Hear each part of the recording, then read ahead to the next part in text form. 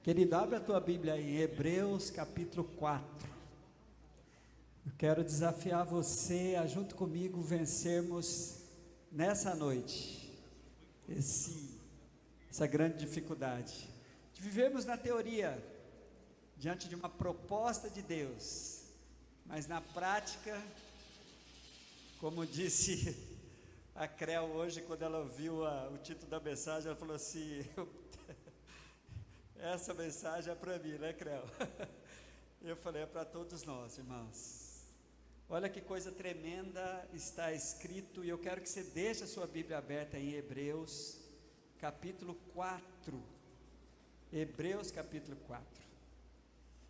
Hebreus capítulo 4 tem a exortação para o descanso.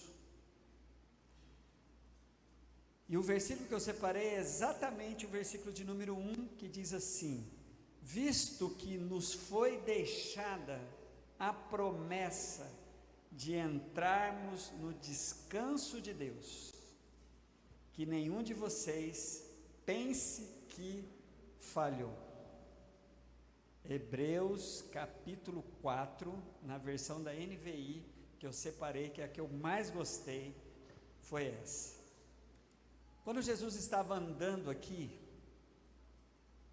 no mundo, Mateus diz que ele viu, Jesus estava passando, se você olhar para o versículo 35 e 36 do capítulo 9 de Mateus, a Bíblia vai dizer que enquanto Jesus estava pregando o Evangelho, curando todas as enfermidades e todas as doenças, ele olhou para a multidão, e o versículo 36 de Mateus 9 diz assim: ao ver as multidões, teve compaixão delas, porque estavam aflitas, desamparadas, como ovelhas sem pastor. E um pouco mais para frente, diante dessa necessidade, Jesus faz aquele célebre convite em Mateus capítulo 11, os versículos 28 a 30, quando ele diz assim: venham a mim todos que estão cansados e sobrecarregados, e darei descanso a vocês. Apenas o versículo de número 28. Irmãos, é impressionante. Você só pode, todas as crises, todas as dificuldades, todos os momentos constrangedores que você estiver passando, quando você estiver lendo a Bíblia, principalmente no Antigo Testamento, você tem que ter uma chave, chamada numa chave hermenêutica, uma chave interpretativa, que é a pessoa de Jesus. Tudo aquilo lá está afunilando e chegando em Jesus. Esta promessa citada, falando de que no capítulo 1 de Hebreus, visto que foi nos deixada a promessa, e essa promessa falando sobre o descanso, ela virou um fato em Jesus, visto que nos foi deixada a promessa de entrarmos no descanso de Deus.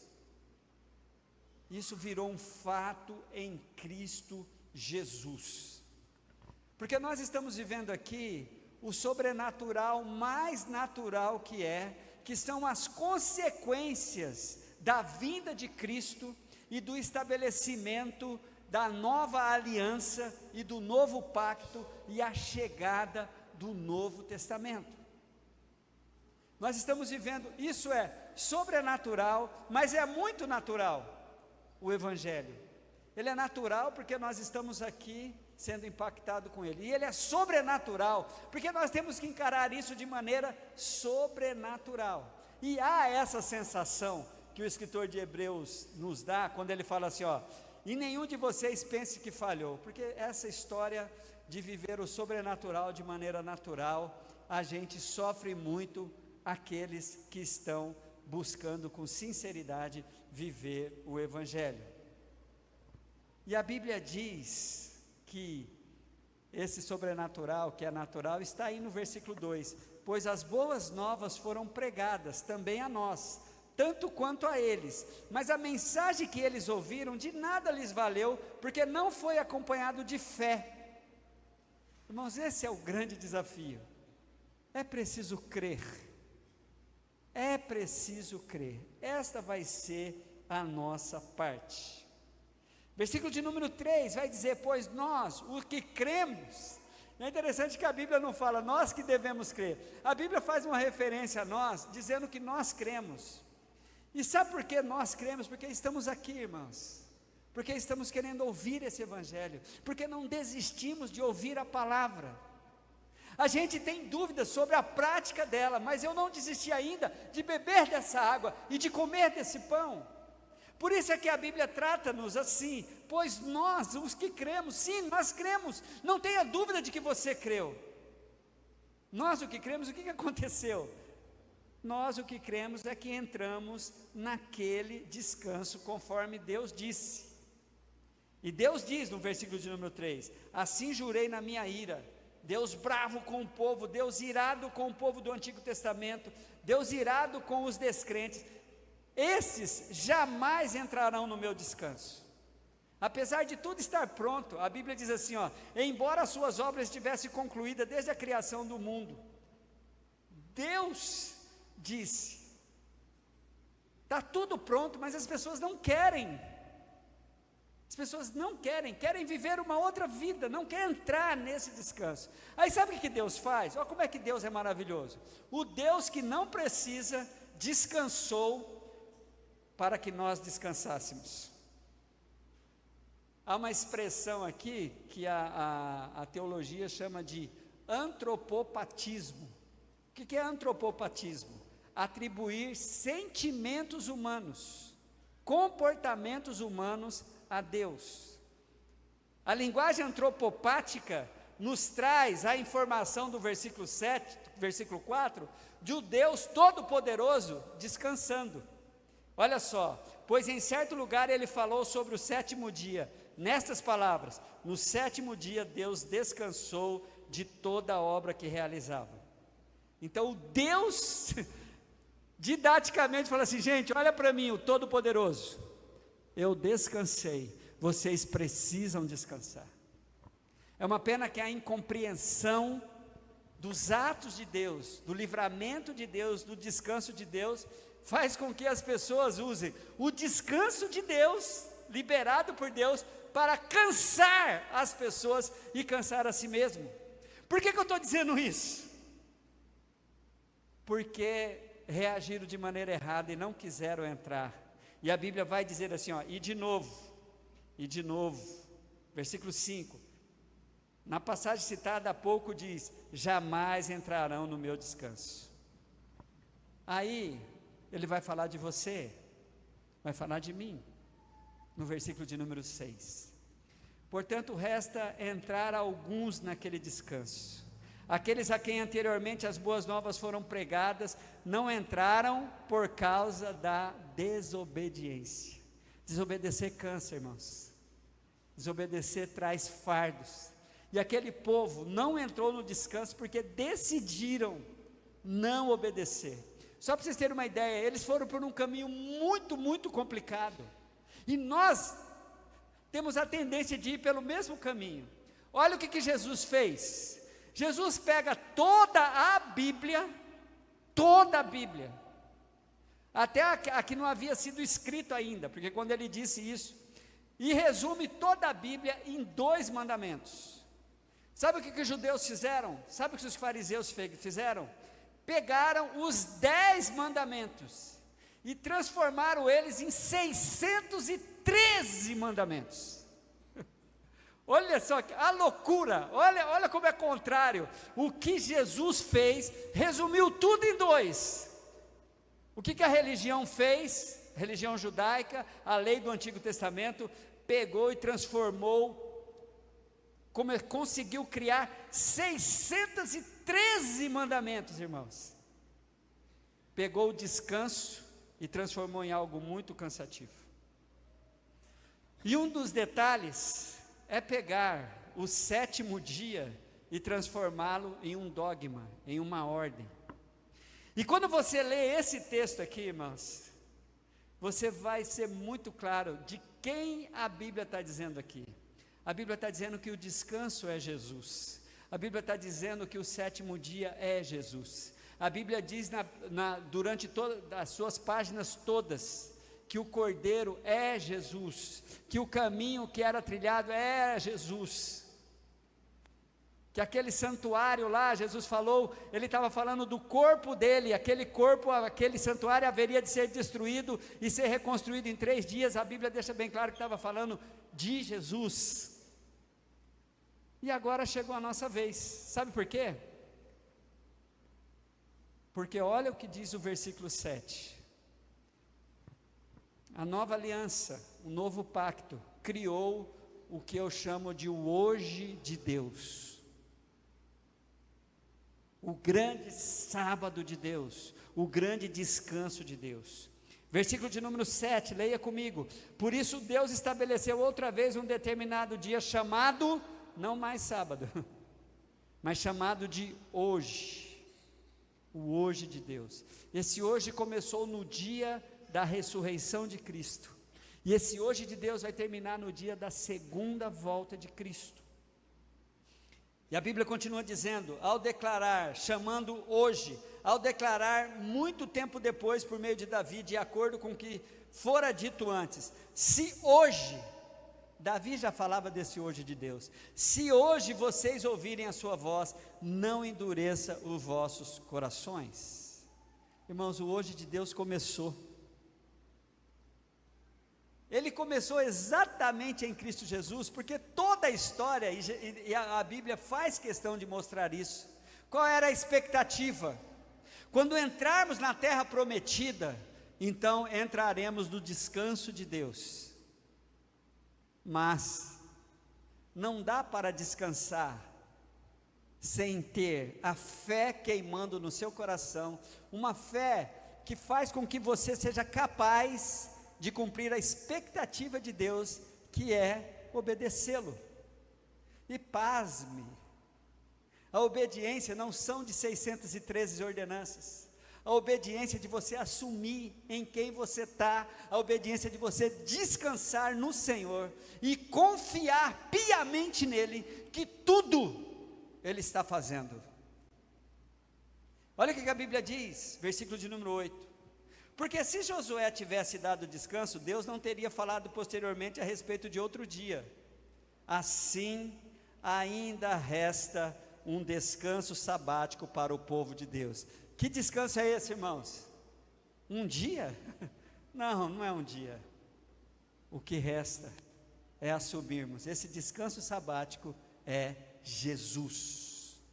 Diga comigo esse poderoso nome, diga Jesus. Não, diga com mais autoridade, mais fé, diga Jesus. Vamos aplaudir, irmãos.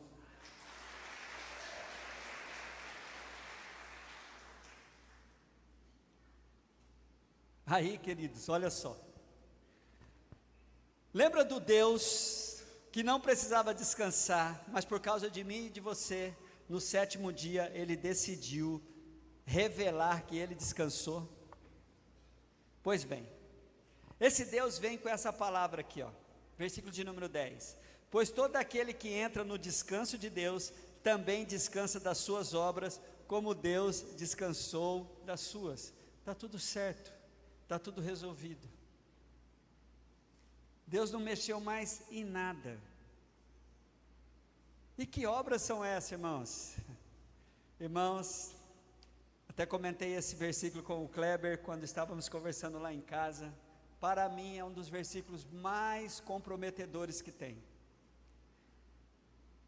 Todos nós aqui temos o nosso lado religioso, todos nós fomos treinados, e todos nós temos um sentimento de culpa, porque nós não conseguimos fazer as obras de Deus. A gente sempre se sente assim, está faltando alguma coisa. Sabe por quê? A gente restringe muito a obra de Deus, as atividades da igreja. Mas as obras de Deus, ela tem uma sobrenaturalidade natural. Olha o constrangedor versículo de João 6, 28 e 29. Irmãos, esses versículos são demais. Olha o versículo de número 28 de João 6. Então perguntaram-lhe: o que precisamos fazer para realizar as obras que Deus requer?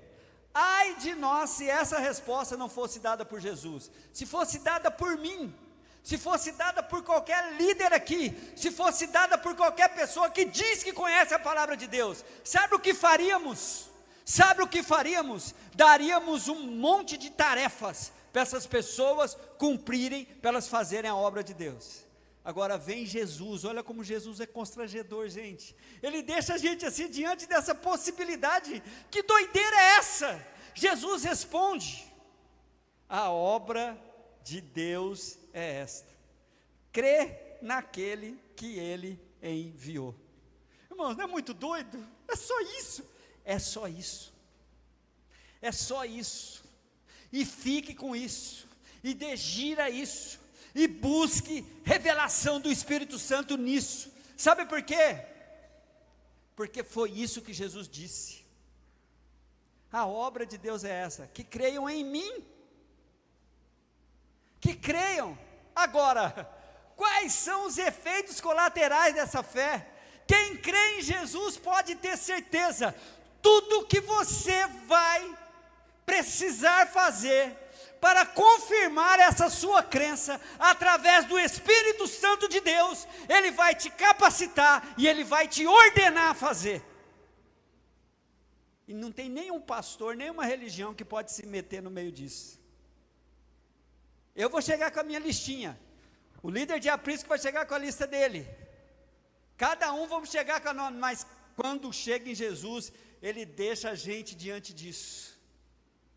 É por isso que Efésios 2:10 vai dizer assim, ó: para as boas obras a que vocês foram criados. Nós não fazemos boas obras para sermos salvos. Porque somos salvos, fazemos as boas obras. Irmãos, é demais da conta. Esse texto para mim é muito constrangedor. Só que a gente não confia, a gente quer ficar com a 613. A gente quer ficar na rebeldia de não querer entrar nesse descanso. É difícil, irmãos, é difícil. A gente tem ótimas receitas. Eu me sinto como um dos médicos que eu conheço aqui, que um dia desses zoei com ele, ao encontrá-lo na rua, fumando. Aí eu cheguei: como é que é, doutor? Você manda a gente parar com isso? Aí eu falei: ele falou: casa de ferreiro, espeto de pau. Eu estou tentando, irmãos. Sabe essa história? Da gente ter ótimas receitas para as pessoas, mas só que a gente não consegue cumprir. A gente tem que confiar nesse Cristo. A gente tem que confiar que a minha fé nele vai desencadear. O que eu preciso ser, o que eu preciso fazer é entrar nesse descanso de Deus. Para concluir, olhe comigo a partir do versículo de número 11, do mesmo capítulo 4 de Hebreus. Irmãos, é tremendo demais. Olha só, a Bíblia vai dizer assim, ó como é que é esse descanso. Portanto, esforcemo-nos por entrar nesse descanso, para que ninguém venha cair seguindo aquele exemplo da desobediência. Tem a sua parte. Olha como que o Evangelho chama para que eu participe desse processo.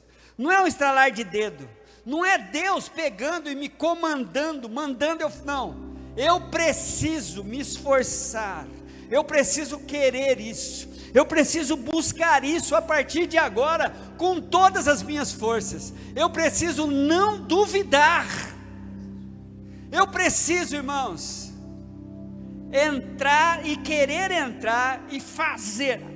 Essa expressão, esforçar, quebrou as minhas pernas. Eu estava indo tudo muito bem, não, solta o cabo da nau, deixa a coisa lá.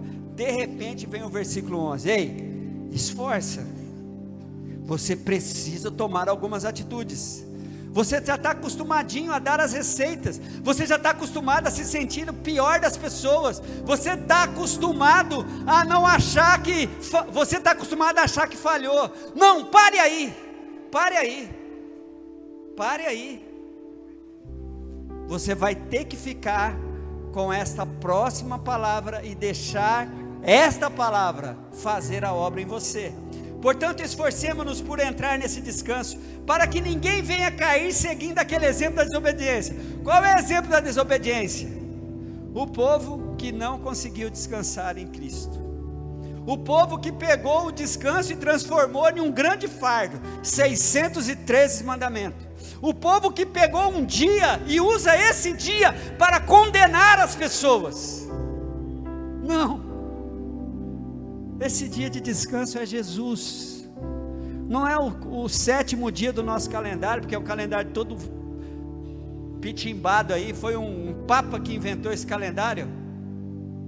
Não, é de entrarmos no grande descanso, no sábado que é Cristo.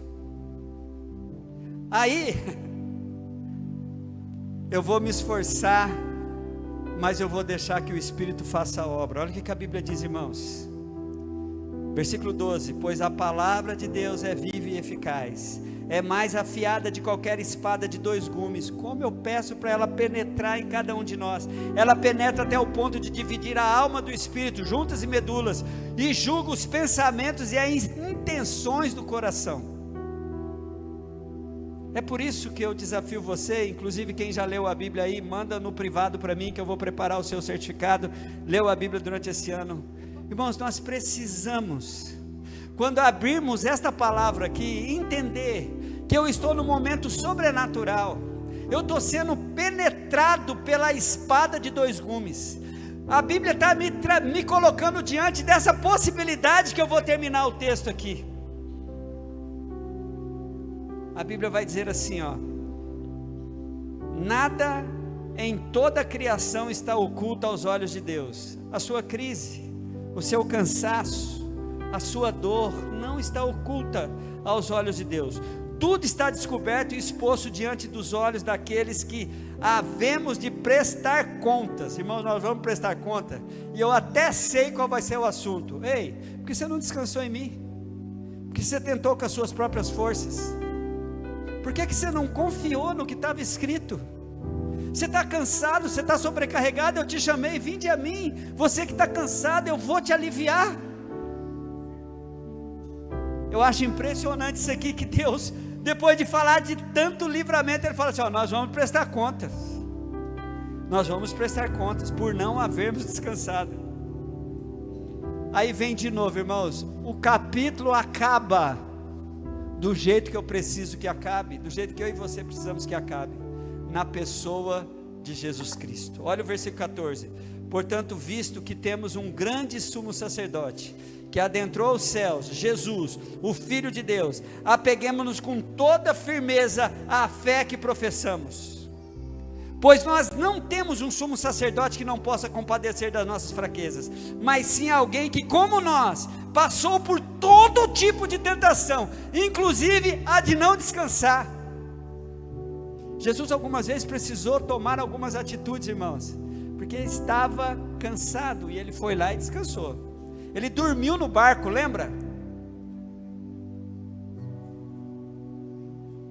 Por todo tipo de tentação, porém sem pecado. Assim, olha que lindo, irmãos, aproximamos-nos do trono da graça com toda a confiança, a fim de recebermos misericórdia, encontrarmos graça que nos ajude no momento de necessidade. É lindo demais. O versículo de número 14, irmãos, que é o último versículo do que eu li aqui, ele vai deixar bem claro que nós estamos todos vivendo este momento, esse momento de descansarmos e confiarmos de que o que ele disse é verdade. Encontrarei descanso para as vossas almas.